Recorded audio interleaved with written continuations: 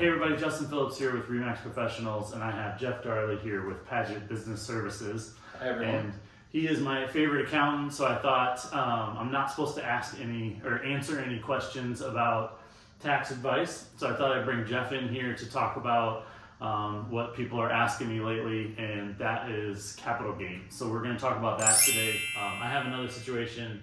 These guys have been in the house, I think 3 or 4 years, and yeah, they bought it right during COVID, so we closed in 2020. Maybe looking to possibly sell next year, and that is not a couple, so they file individually, but they bought the house jointly.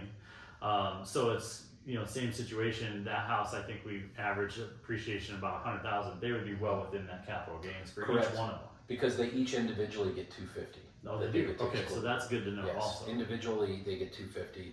A married couple gets $5, but it's the same thing. They're Right. just two individuals on two different tax returns. What if they get So they married would split. not these guys, but what if they get married in the house and they bought it individually and now they file jointly? They just have to file jointly 1 year? Correct. The year that Okay. they sell it, they have to file jointly. It's a really, really good loophole. I've seen Awesome. couples where the one person owned it forever. They got married in it, and then they decided this is not the house for them as a couple. Right.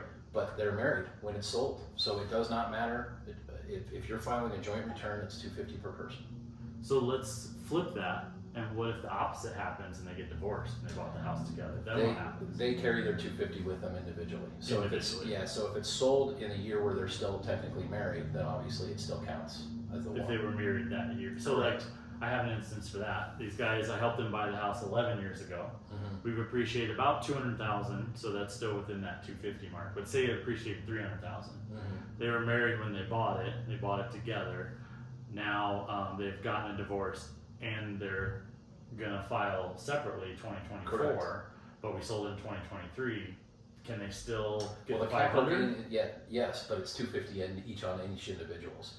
See, so they each have 150 capital gain. The 150 is below the 250, therefore it's excluded. So they're still good. Yes, Okay, they're cool. still good. Just curious about that because I've had a few divorces happen and COVID's been rough on a lot of people. So They still get their $250 per person. awesome. Well, thank you. Thanks for joining us Thank today, you. and thanks for filling in and saying all the tax questions that I'm not